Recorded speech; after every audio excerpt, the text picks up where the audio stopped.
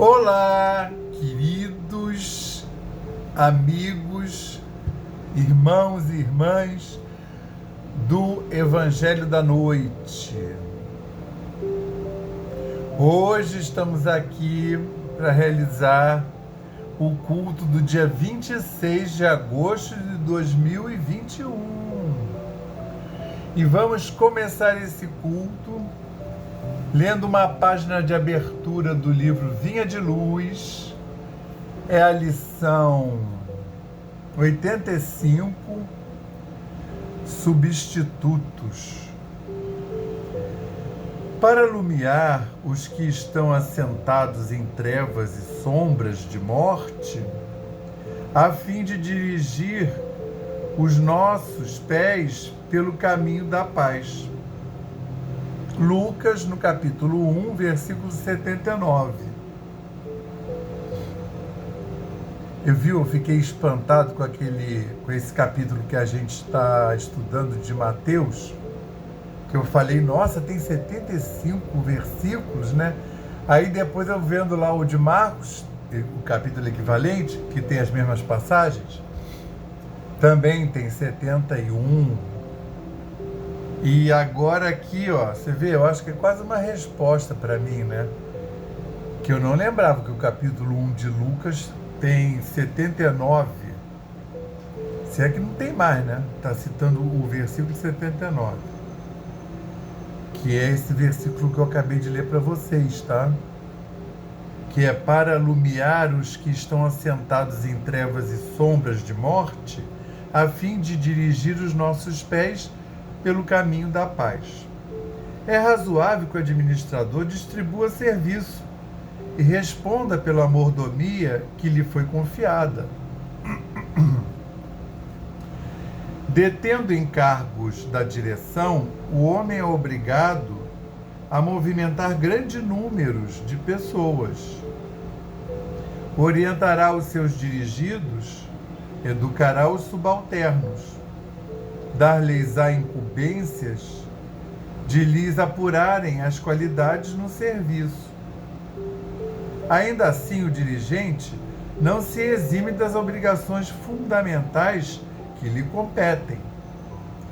Se houver alguém que poderia mobilizar milhões de substitutos para o testemunho na crosta terrestre, esse alguém foi Jesus. Dispunha o Senhor de legiões de emissários esclarecidos, mantinha incalculáveis reservas ao seu dispor. Poderia enviar ao mundo iluminados filósofos para renovarem o entendimento das criaturas, médicos sábios que curassem os cegos e os loucos, condutores fiéis dedicados a ensinar o caminho do bem. Em verdade, desde os primórdios da organização humana, mobiliza o Senhor a multidão de seus cooperadores diretos a nosso favor, mesmo porque suas mãos divinas enfeixam o poder administrativo da terra, mas urge reconhecer que, no momento julgado essencial para o lançamento do reino de Deus entre os homens, veio Ele mesmo, a nossa esfera de sombra e de conflito. Não enviou substitutos ou representantes, assumiu a responsabilidade de seus ensinamentos e sozinho suportou a incompreensão e a cruz. Inspiremo-nos no Cristo e atendamos pessoalmente o dever que a vida nos confere. Perante o Supremo Senhor, todos temos serviços intransferíveis. Graças a Deus, hein? Graças a Deus.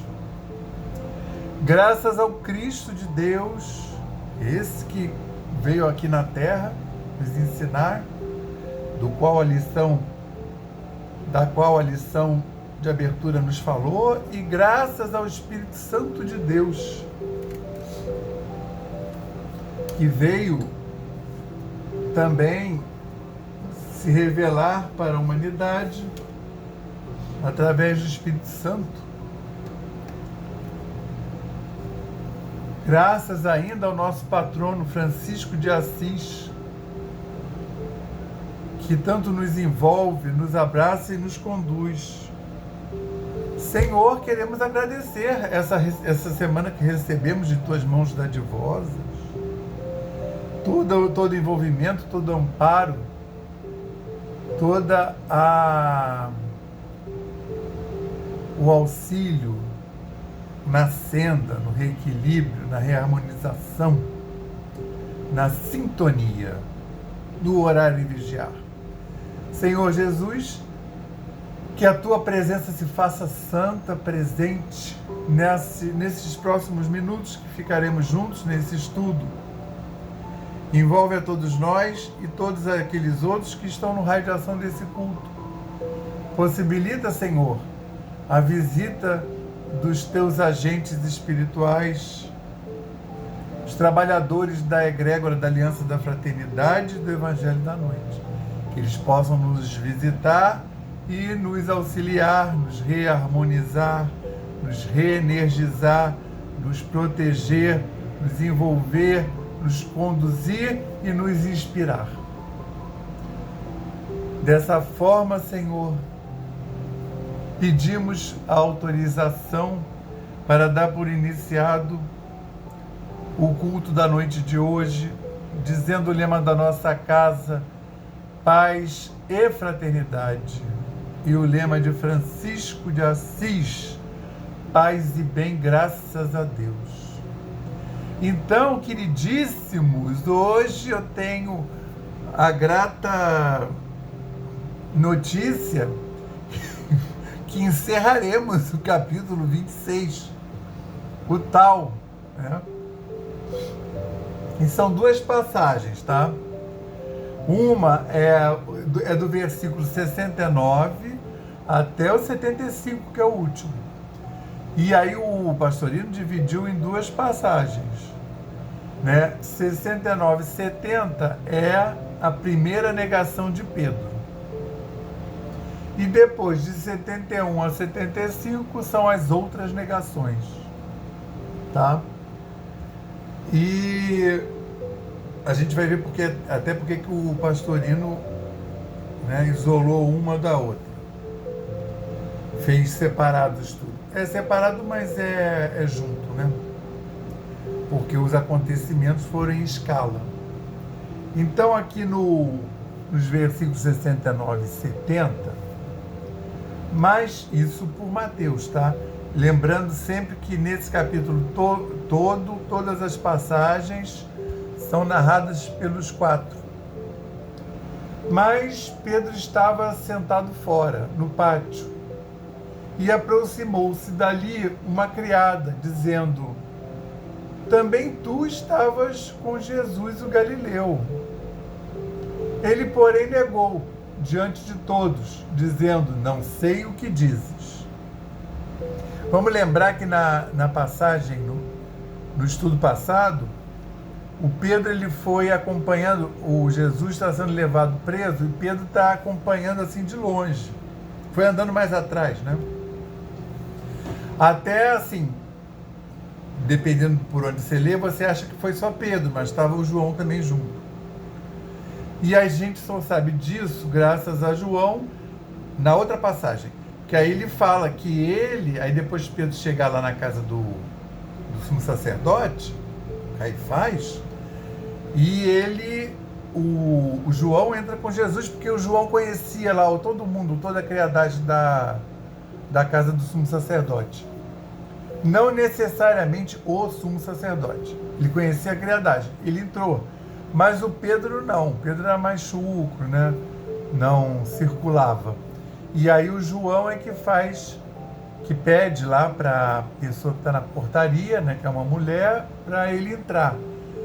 No ato a mulher já reconhece ele. E aqui em Mateus ela voltou lá, tá? Quando o Pedro já estava lá dentro, no pátio, em volta da fogueirinha que fizeram, porque a noite estava fria. Porque isso assim, a casa do sumo sacerdote, ela é parecida com esses monastérios que você entra no monastério e no meio tem uma área interna. né, geralmente circundada por corredores abertos. Até lá na fazenda, o cenáculo, a comunidade de cenáculo, lá em cima, ela é construída assim, você tem os quartos em volta e tem uma área central para entrar luz, ar, né?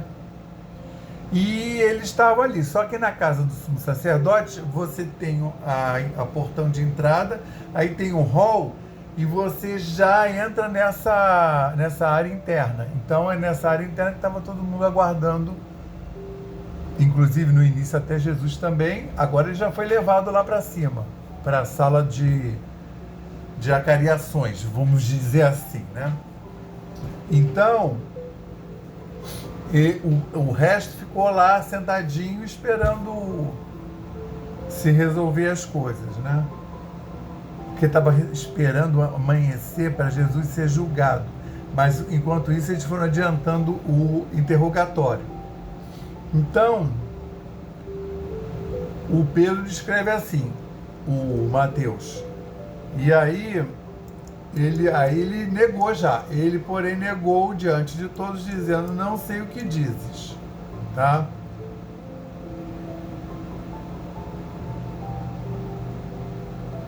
E os outros narram bem parecidos, com alguma novidade ou não. Aí, continuou lá a situação. Saindo, pois, para o vestíbulo, outra viu-o. Disse aos dali, o pessoal que estava lá, este estava com Jesus o Nazoreu. Ela até falou errado, né? Que mostra que é uma pessoa inculta que está confundindo o Nazoreu com o Nazareno, que era como ele era chamado. Nazoreu é aquele do voto Nazoreu. E de novo negou com juramento, não conheço esse homem. Depois de um pouco, chegando os representantes, disseram a Pedro, realmente também tu és um deles, pois até teu sotaque o faz manifestar. Eles distinguiram pelo sotaque do Pedro, de Galileu. Então, começou a amaldiçoar e jurar, não conheço esse homem. Imediatamente o galo cantou. E lembrou-se Pedro da palavra de Jesus, que disse, antes que o galo cantar, 3 vezes me negarás. Indo para fora, chorou amargamente. E aí, essa narrativa difere um pouquinho da que, por exemplo, Marcos, nessa segunda parte, ele descreve assim, e vendo a criada, veio de novo dizer aos presentes, este é um deles. Mas ele negou, de novo negou. E depois de um pouco, outra vez os presentes disseram a Pedro, realmente és um deles, pois também é Galileu, por causa da fala, do sotaque forte. E ele começou a amaldiçoar e a jurar, não conheço o homem de quem falais. Imediatamente, pela segunda vez, o galo cantou. E lembrou-se Pedro da palavra que lhe disse Jesus, antes de o galo cantar 2 vezes, 3 me negarás. E tendo caído em si, chorava. Porque em Marcos a previsão da narrativa ainda é mais detalhada, né? Que ele fala, antes de o galo cantar 2 vezes, 3 me negarás. Que aí o galo já tinha cantado, isso na narrativa de Marcos. O galo já tinha cantado, ele nega a 3ª vez e o galo canta de novo. Mas em todas as narrativas, estranhamente, menos em João, termina assim. Assim, falando do galo, por exemplo, em Lucas, antes de o galo cantar, hoje, 3 vezes me negarás. Isso lá quando ele estava lá no pátio das oliveiras, no Getsemane, no jardim lá das oliveiras, que ele é preso, e ele fala isso. E indo para fora, ainda em Lucas, e indo para fora, chorou amargamente. Em Mateus, e indo para fora, chorou amargamente. Em Marcos, e tendo caído em si, chorava. E João não coloca esse momento que ele cai em si. Então, o que os exegetas falam? Eu acho que eu não preciso dizer que essa passagem aí, meu filho, tem 2000 anos sendo estudada. Todo mundo tem uma opinião. Tem uma opinião sobre a passagem, tem uma opinião sobre Pedro, tem uma opinião sobre João, tem uma opinião sobre Marcos. Porque o que acontece? Essa passagem só foi presenciada por João e Pedro, porque os outros apóstolos não estavam lá. Então você imagina um negócio dessas pessoas que estão aí, só João presenciou. Porque o outro não escreveu, Pedro. Eles devem ter tido contato, Pedro deve ter contado, que depois eles vão ficar juntos, esperando Jesus, né? Mas, repara, e é claro que esse capítulo, que tem esses momentos cruciais, todo mundo narra. Mas esses acontecimentos, né, quem presenciou mesmo, daí foi o João. E João é o que menos detalhes dá, né? João, então, são três versículos, né? Primeiro que ele diz que o Pedro estava em pé, ele não estava sentadinho do lado da fogueira. Estava, pois, Simão Pedro em pé, aquecendo-se. Então lhe disseram: não és também tu dos discípulos dele? Ele negou e disse: não sou. Disse um dos servos, aí o João dá uma outra informação que os outros não têm. Disse um dos servos do sumo sacerdote, perante daquele de quem Pedro cortara a orelha. Parente, né? Disse um dos servos do sumo sacerdote, parente daquele de quem Pedro cortara a orelha. Não te vi eu no jardim com ele, lá no Getsemane? De novo, então, Pedro negou, e imediatamente o galo cantou. Essa é a narrativa de Pedro, de João. Então, repara, lembra que eu falei que esses estudos todos, eles estão sujeitos a serem acrescentados, a serem aprofundados, porque a gente, por mais que faça, a gente não consegue ver tudo, ainda nesse nível nosso de conhecimento, não conseguimos ver tudo, sambarcar todos os ensinamentos e verdades. Então, por exemplo, o João insiste, que lembra na outra vez, no estudo passado, João é o único que dá o nome do servo do Caifás, que teve a orelha cortada, que foi o Malco. E agora ele diz que a pessoa que reconhece o Jesus era o irmão do Malco.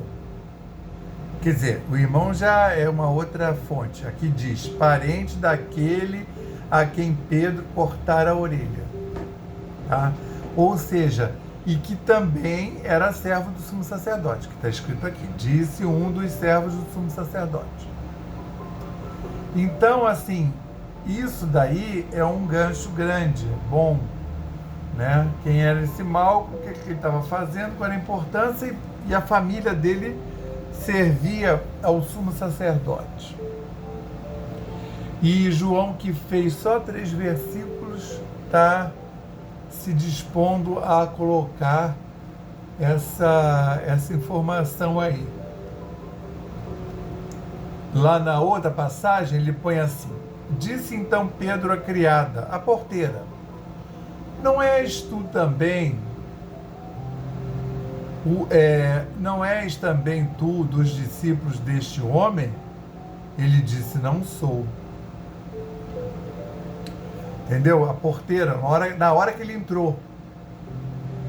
Disse então a Pedro, a criada, a porteira, a quem o João tinha pedido para deixar o Pedro entrar.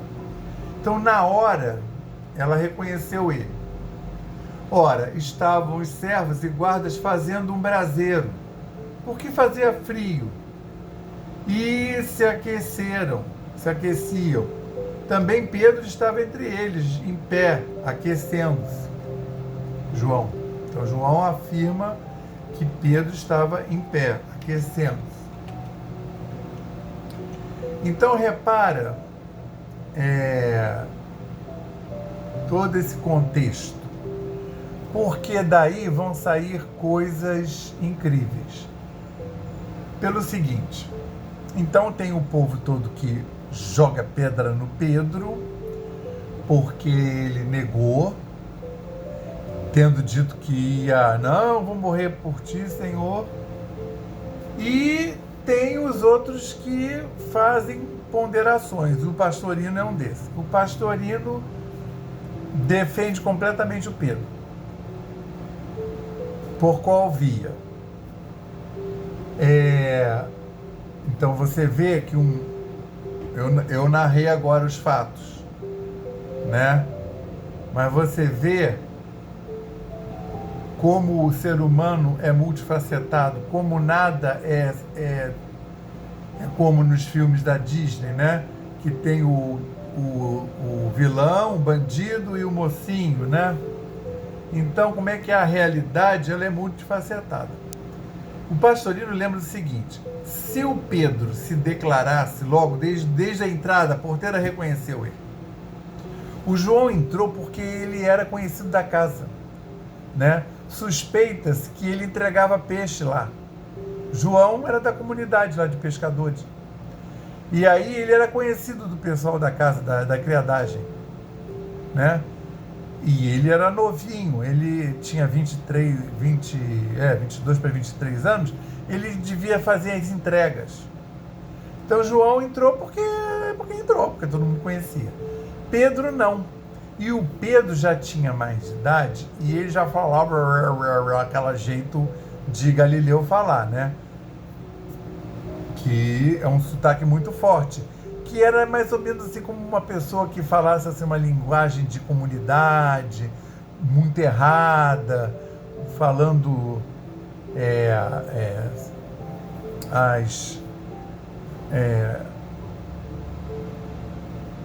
a dicção péssima e também a maneira de falar as palavras erradas, né? E aí de forma que era facilmente reconhecível. Tanto é que em todos ele é acusado pela sonoridade das palavras, porque o Pedro não conseguia ficar calado, né? Ele devia ter entrado e ter ficado calado, mas ele falava. E aí, o João, como conhecia o povo, devia estar lá com os conhecidos dele. Porque também para eles não ficarem juntos e não serem pegos. Então o Pastorino lança luz sobre isso. Porque ele não podia chegar, eu sou lá do grupo de Jesus. Primeiro que ele ia entregar o João, que estava botando ele para dentro. Segundo, que ele ia ser isolado, ele ia ser posto para fora, possivelmente. Então, e ele queria estar lá com Jesus. Então, assim, ele negou. Da boca para fora ele negou. Mas ele não renegou no sentido da palavra em si e não de negar outra vez, que ele negou 3 vezes. Então vai ter gente que vai desculpar a primeira vez, mas o povo que faz tudo, vai ter gente assim, não, para ele entrar ele tinha que mentir para a mulher da entrada. Mas por que ele negou 2 vezes depois? Mas depois não ia fazer diferença. Se ele dissesse que ele estava com Jesus, ele ia ser posto para fora do mesmo jeito, ainda mais que ele estava com os serviçais. estava se aquecendo na fogueirinha dos serviçais da casa. Era todo mundo lá do partido do Caifás. Então, o Pastorino, inclusive, por que eu estou marcando assim, a mulher na entrada, né? E aí depois ela vai lá, né? Ele fica em volta da fogueira, aquilo era tudo escuro. Aí ele vai lá ficar em volta da fogueira, a luz da fogueira clareia a cara dele. Aí a mulher, a maioria acha que é a mesma porteira, vai lá na fogueira e fala pro povo, ó, pois tu também és um Galileu. Não é o Galileu ainda. Ele também é lá do pessoal lá quer ver? Não conheço esse homem. Ela fala assim, quer ver? Este é um deles. Fala para o povo que está em volta da fogueira. Mas ele negou de novo. Depois de pouco, outra vez um dos presentes disseram a Pedro, realmente és um deles, pois também és Galileu. Então tem 3 grupos de narrativa, porque vai ter gente que vai dizer que ele negou 4 vezes, 5 vezes, 7 vezes. Esse povo do 7 deve ser o pessoal mais místico, né? Porque está negando uma espiritualidade, que é o número, né? Mas assim, o Pastorino arruma por pessoa que está inquirindo. Então, por exemplo, ela seria por aqui 4, que ela inquiriu na entrada e depois ela foi lá e ela não perguntou para ele, ela disse para quem estava na fogueira. Quer ver, ó? Este é um deles. Ela reconheceu, depois ela reconheceu. E depois vem o cara que diz, você é um deles, sim, você é Galileu, que aí aparece embaixo, quer ver? Realmente também, isso em Mateus, realmente também tu és um deles, pois até teu sotaque o fez manifesto. E aqui no outro, disseram a Pedro, realmente és um deles, em Marcos, pois também és Galileu. Não disse como reconheceu, mas fica subentendida pelo falar. E tem um outro homem, que aí não é narrado no mesmo, que é esse que é narrado em João, que diz que ele era servo também, sumo sacerdote, e era parente do Malcom. Não te vi eu no jardim com ele? Entendeu? Então seriam 4 vezes, tendo em vista que a serva, a que estava na porta, falou logo na porta e depois foi lá na fogueirinha, e tem ele sendo reconhecido pelo sotaque Galileu e ele sendo reconhecido pelo parente do Malcom, né? O criado do sumo sacerdote que teve a orelha arrancada pelo Pedro, esse mesmo aí. Então você imagina se nessa hora ele diz, sou eu mesmo que arranquei a orelha do seu parente. Não ia ficar bom, né? Então ele negou, mas ele negou sob o ponto de vista estratégico, que é isso que o Pastorino chama atenção. Ele não negou renegando toda a doutrina, toda a teoria. Ele negou para permanecer por ali. Ele negou porque ele continuava sendo o discípulo do Cristo. Lembrando que nesse momento, os outros 10 estão em casa lá. Os outros 10 não, porque o Judas não está, né? Os outros 9 estão lá guardadinhos. O Judas está andando aí pelo mundo. A gente vai vê-lo no início do capítulo 27. O que ele está fazendo? Está se arrependendo. E os 2, o João e o Pedro, que vão ser a dupla dinâmica. Quando a gente acabar os evangelhos, eles vão ser a dupla dinâmica do início do Ato dos Apóstolos, né? O Pedro, porque é sobre quem, desde o início, Jesus falou: eu construirei minha igreja sobre ti. Por isso que você, que se chama Cefas, você que se chama Simão, eu vou te dar o nome de Cefas, que quer dizer pedra, daí para a corruptela veio Pedro, que é sobre quem edificarei minha igreja, e o João, que é a coluna master da igreja, mas a coluna espiritual, doutrinária, né?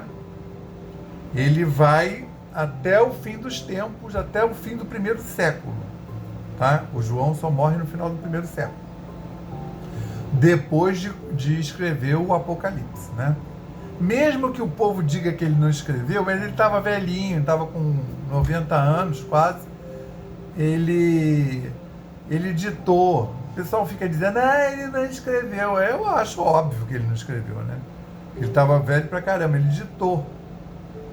Porque a escrita, o livro é divinamente inspirado, é um livro de profecias, né?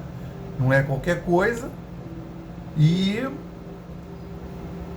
é dificílimo de interpretar. Eu negócio de profecia eu não me aventuro. Acho que é até porque eu não tenho dom. É engraçado, o Evangelho se abre para mim, eu consigo ler e ver o que está escrito. Mas livro de profecias, eu leio assim, aqueles números todos, aquele negócio, não, a mensagem não se abre para mim, não. Então, o que tem de bonito aí, que eu chamo sempre a atenção? A gente está vendo um homem cheio de dúvidas, né? Hoje em dia a gente sabe como é que a história termina. Mas naquela época nunca tinha acontecido isso. Era uma coisa completamente inédita. Então, assim, o cara está com medo. Ele não sabe se ele está fazendo direito. Ele não sabe como é que é o próximo passo. Então, até por isso, a questão da negação foi importante para ele saber que, assim, ele não era nem mais nem menos. Jesus estava sabendo que ele ia fazer 3 negações. Então, é claro que na hora que está acontecendo, ainda mais do jeito que o João narra, quer ver? Cortar a orelha. Não, é o Marcos. Do jeito que Lucas narra, vamos ver aqui.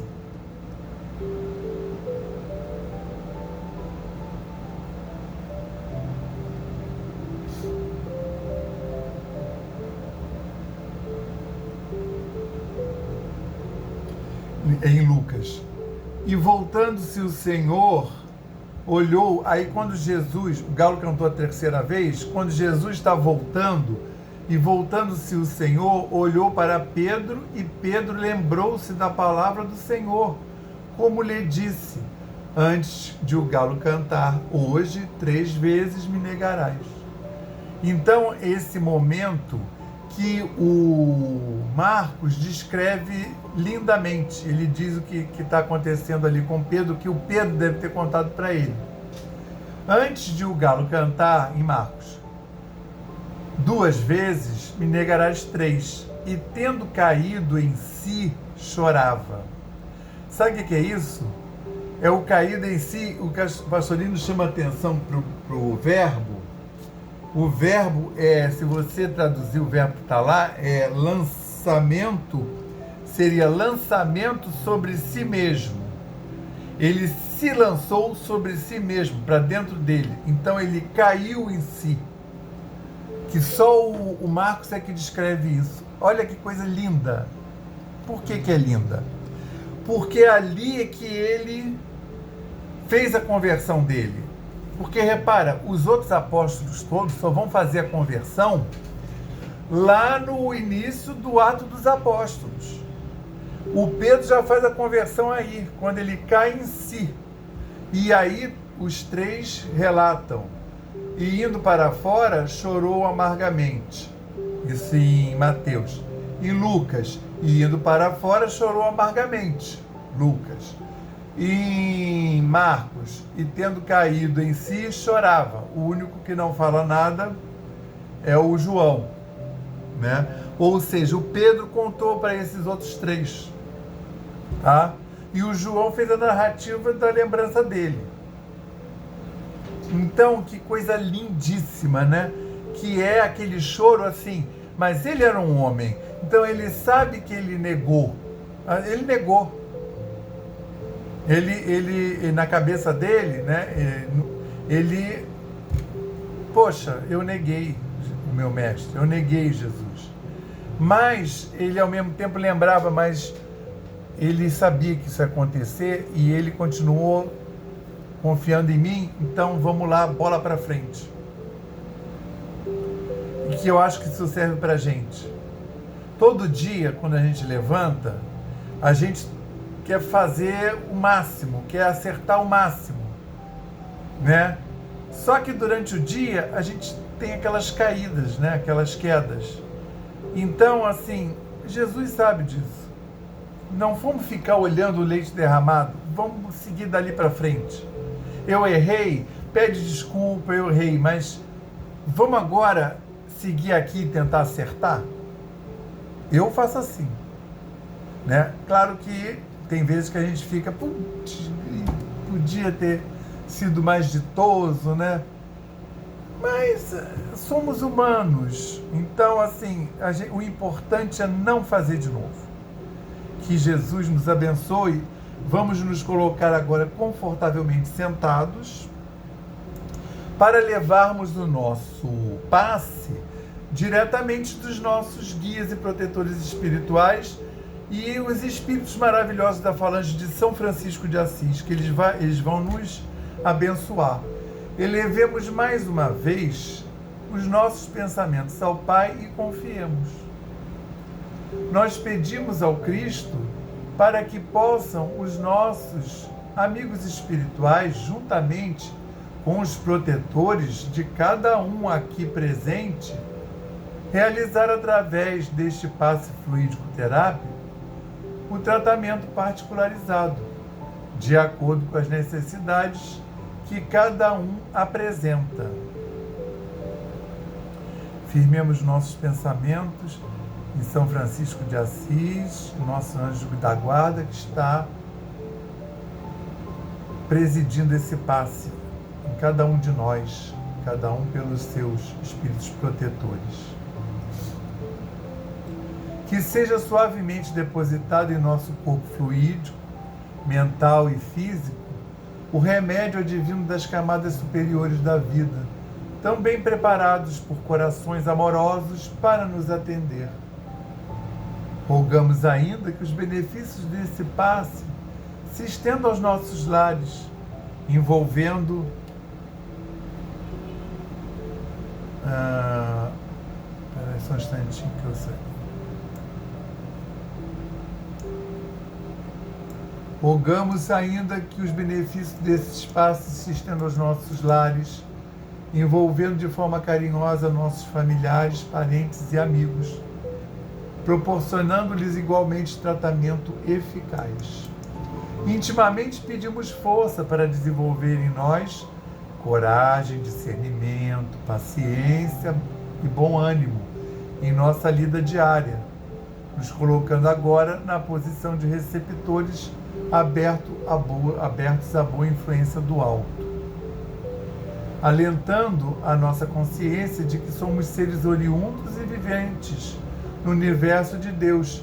Agradecemos a nossa coexistência com o nosso próximo e a atual reencarnação que nos colocou em contato com os elementos indispensáveis às nossas necessidades de evolução, rogando inspiração para que possamos aproveitar a oportunidade da mesma para exercitar o perdão e a busca sincera pela harmonização íntima, sem deixar de atender aos reclames da lei de progresso e evolução. Finalmente pedimos equilíbrio moral e emocional, inspiração dos padrões do Evangelho, para que possamos solucionar, com os nossos esforços, os problemas que nos envolvem.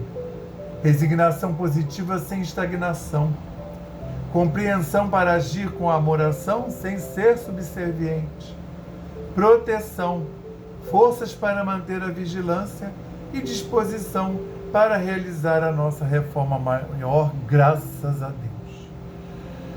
Graças a Deus, graças ao Cristo de Deus, graças ao Espírito Santo de Deus, graças ao nosso patrono São Francisco de Assis, graças à egrégora da Aliança da Fraternidade e do Evangelho da Noite, e à egrégora da nossa família, do nosso culto no lar, dos nossos guias e protetores espirituais, individuais e de família. Obrigado por mais essa oportunidade, Senhor. Obrigado por aqui nos apresentarmos, dispostos a realizar essa reunião. Obrigado, Senhor Jesus, pela visita dos queridos amigos espirituais dessas egrégoras em nossos lares, propiciando, Senhor, a sanitização dos nossos lares, com o encaminhamento de energias menos ditosas e com a reharmonização das energias que puderem passar pela transmutação. Senhor Jesus, abençoa, Senhor, os nossos bons intentos e, Senhor, faz com que essa energia transmutadora da metanoia possa transformar em nós aquelas energias menos ditosas. Encaminha, Senhor, as energias que não puderem ser transformadas, sanitiza os nossos lares físicos e espirituais e os nossos templos, que são os nossos corpos. Jesus, queríamos ainda, Senhor, enviar um quanto de energia para a saúde do nosso planeta Terra. Saúde no termo mais amplo, física e espiritual. Queremos rogar ainda, Senhor, um outro quanto de energia para a transição planetária e o envolvimento das mentes e dos corações de todos os líderes mundiais, todos os espíritos que estão em posição de decisão, cujas decisões influenciam na vida de milhares. Que esses espíritos possam ser envolvidos, abraçados e conduzidos pelas esferas superiores, Senhor, por mais distante que eles estejam, dado as suas respectivas adesões a planos mais materializados, mas não importa. Não estamos falando deles, estamos falando da espiritualidade, que ela possa ter acesso, envolvê-los, ampará-los e conduzi-los. E que também, da mesma forma, possa nos conduzir. Dessa forma, Senhor, gostaríamos de pedir para fluidificar a nossa água, Senhor, da água da nossa geladeira, da caixa d'água do nosso prédio, aqui pusemos para fluidificar, e dar-nos a permissão para dar por encerrado o culto do Evangelho da noite de hoje, dizendo o lema da nossa casa, paz e fraternidade, e o lema de Francisco, paz e bem, graças a Deus.